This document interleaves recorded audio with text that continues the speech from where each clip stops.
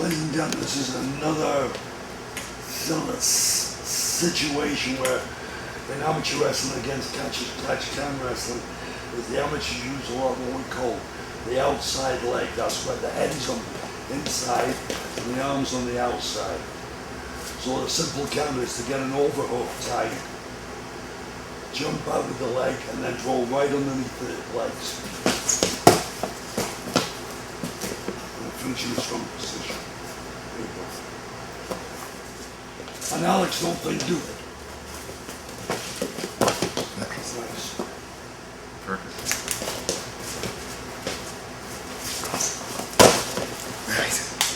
That was the best one you've done, actually.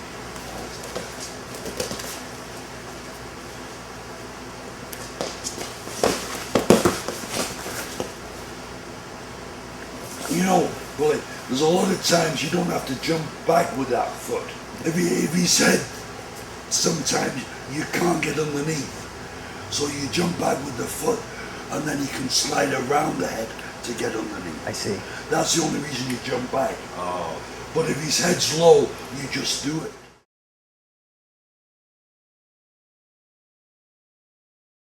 Okay, we have covered the first of the 3 parts of wrestling, so the standing. Now we're going to start talking about being on top when you're on the ground, and then we'll, after that, talk about being underneath when you're on the ground. So there's 3 basic overarching concepts: standing, on top, and underneath. First, we're going to cover when you're on top, how to transition in some of the positions of catch as catch can and how we maneuver. Later, we'll show you how the submissions like branch off from each one of these positions. So you always have something that you can do no matter where you're at on the mat. Thanks.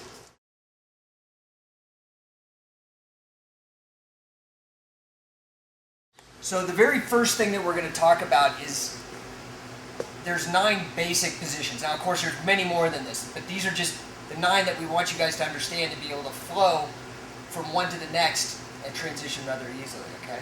So this is more of a pedagogical device to get you guys to understand the basic positions. There's many more positions, but these are the basics, okay? The first one is head and arm. So I'm going to come in here. I'm going to grab him right under the elbow, locking in his elbow, and pulling it to my body hard. I want him breathing out like that, okay? Next thing I'm going to do is pull his head up. Now what you'll notice is this arm is at a 90-degree angle, roughly. This arm's at a 90 degree, my knee is going to be at a 90 degree, and this will be at a 90 degree once I get the position. Once I have it, I'm going to levitate my hips just about a ½ inch up. Okay? So I lock here, pull him to me, 90 degrees. Pull him to me, 90 degrees. These are 90 and I lift up. This is what I want. I want to be having him bear my weight. It's rather hard, huh? It's heavy. Okay? So this is position 1. Now what I have to be careful of is when I have it, I don't want to be leaning too far this way. Because if I do that and he bridges, go ahead, I'm gone. Okay? So, I have to be careful of that. The other thing is I don't want my head too far back because he can kick his leg up. No. Kick your leg over my head. This way. Pull me back and back up. Or, the other thing he can do is what he was doing before. If I'm up too much like this and I don't have anything to stop here, he just does a sit-up. Now I'm in trouble. So you're going to have to play with this live to get that sense of control. But you just want to be able to hold it. That's position 1, head and arm.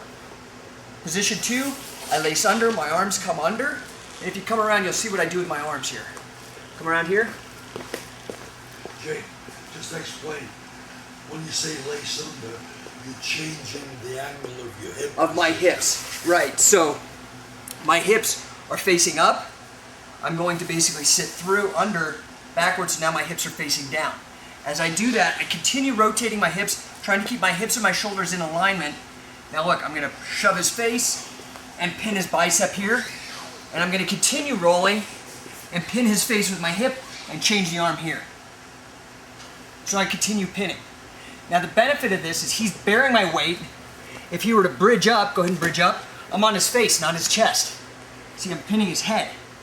The other benefit is if his arm is straight, straighten your arm out, and I do this, the arm starts bending, which sets it up for the double wrist lock, or if he's here and I grind down, it sets it up for the double wrist lock, okay? The other thing is, if he were to start to bridge, Go ahead and bridge. He does that, I can reach and go for the toe. Okay? So this is position 2. Position 3, from crossbody, I'm going to pivot on my hip on his face. I come here to north-south. Again, my knees aren't on the ground. I'm not being gentle on him. He's bearing all my weight. He's having a hard time. He's being very patient. This is painful. So I'm here, driving into him, making sure he's carrying the weight. So this is position 3, north-south. Now, position 4, I come around for 180, and I do a shin ride. Now that's painful for him. If you come around here and you look at his face when I do it, it's painful because my shins are on the femorals, or as I go down, it hurts even more. So I'm here, just riding. Now the benefit of this is my toes. If you come behind me and look at my toes, they're just right here. If I need to, I can just stand up again. The other thing is, if you were to bridge or roll, my knees are right here. So I have that control. But meanwhile, I'll come back down. Everything that I have is on the mat. The only thing touching the toes in any of these positions are my toes. Anything touching the mat, is my toes. So all my weight's always on the man except my toes, and those help me with my mobility. The next one is what they like to call, jiu-jitsu people like to call their guard, but we prefer to call it a Saturday night ride, or there's a million other names, but we like to think of this as a dominant position for us. So I want to stay on top, okay? So this is Saturday night ride for me. Now the main point here is I don't want to be down here. He's going to try to pull me forward, which is his strategy, which is a good one for him. So he wants to pull me forward because when I do, my hands, I have to post on them and such. I don't have them as weapons. So my rule of thumb is, if I'm up and postured here, I need to maintain 3 in or 3 out. And that's 1, my head, 2, my left arm, and 3, my right arm. So I don't want to have 2, like just have the arm in because it'll take the arm bar. Yeah, exactly. Or if I have 2, so I had 1 in, now I have 2, he takes a triangle. But if I have 3, it makes it much more difficult for him, or 3 out. So just remember that, okay? Now go ahead and flip over. So I could flip him over very easily here. We'll talk about that later. That's not the point. This is the next position. So we go from Saturday night ride to crossbody with a crossface. So whenever I take my crossbody position with my opponent face down, I want to put on the crossface. I want to turn his head. This is the most important thing. I'm going to take the blade of my wrist, cross his face, and grab at the elbow here. Once I do that, I'm already set up for submissions here or whatever, so it's important to just start from this position. It's also good for turning him over for pins as well. Okay? So crossbody, crossface. I move to the last position. If you come around this way maybe, and that's rear north-south. I let the head go, and I put his head, the skull, right here in the breadbasket. And I sprawl sort of, so I'm pinning him down with it. Okay? Then the last position, with the man down, we do a reverse shin ride. As I bring my weight back, don't do it yet, but he'll do a push-up as I bring my weight back. Not every time, but a lot of times the natural reaction is when the weight's off, he's going to try to take a defensive or quarter position. When he does that, I'm going to take my right leg, the leg on the far side, and hop off and snatch his left ankle by pivoting on my left knee, okay? So when he, go ahead and come on up.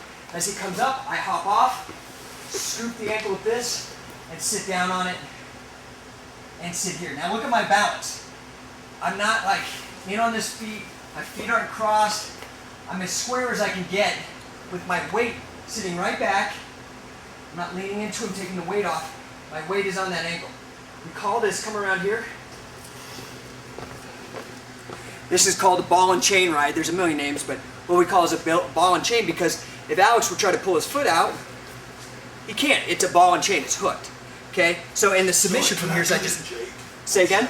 Can I cut in a second? Yeah, please. Because that was a perfect example. When Jake gets a submission here, and he's talking about just controlling the ankle, and he let go of the thigh. And Alex dropped his hip and tried to turn his foot. But if you just hold that thigh, he can't do that. Right. He can't hold his ankle, his hip or anything. So now the only thing that's going to move is the toe when you grab it. There you go. And that's just a nice little submission for you, but it's also a good way to ride this guy. You're controlling his leg and you're by sitting on it here. But you have to make sure you have good balance. Don't be sitting sloppy or keeping the weight off, because now he'll pull your leg out. He just sits through, and I lost a dominant position. So, the last position besides the ball and chain that we're going to talk about is what's called the side ride. Now look, the important points are, I'm not up on him at this angle. This would be a different type of, we'll show you a ride where you ride in line with your opponent. But for a side ride, my weight is up on his hips. So he's carrying all my weight in his legs.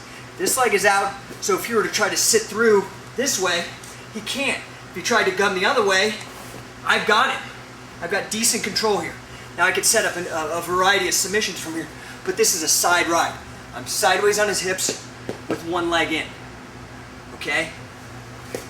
The last ride that we would do would be, I'm up here, and I cross my ankles like this. I'm trying to keep my knee up here and ride on him. Now what'll happen is I'll put my arms and my weight forward and stretch him out and break him down. Right? And from here I could take Nelsons or whatever, but at least I'm controlling him. I'm pinching my knees together like Thigh Master to control him. Okay, so those are the basic 10 positions that we're gonna run. Why don't you lay down, Alex, and I'll just move through them real quick.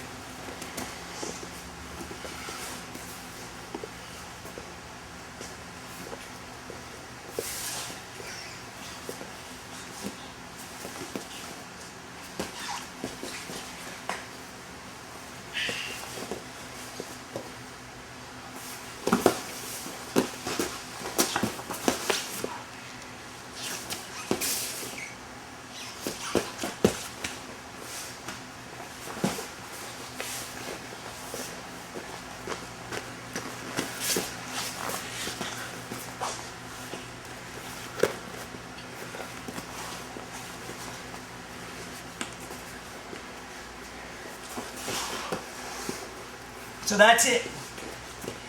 Thank you, Alex. How'd that feel? Oh, uncomfortable. Yeah, it's rough Very being underneath. Yeah.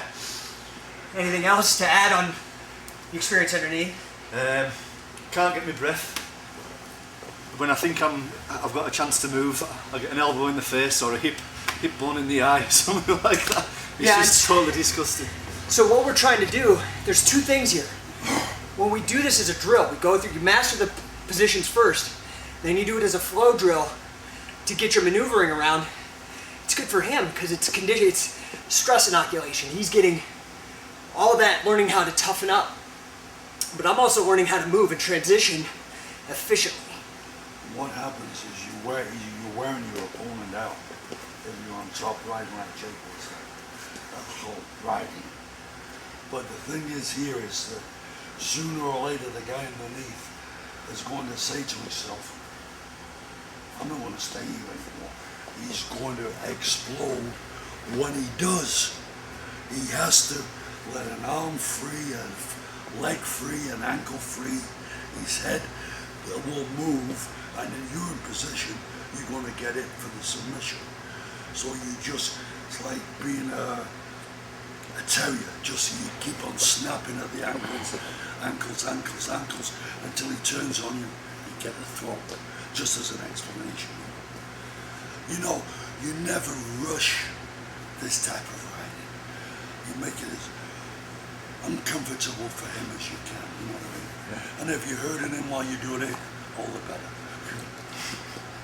That's what a wrestler means. It's good. So now, the thing is, okay, don't crush your feet that way.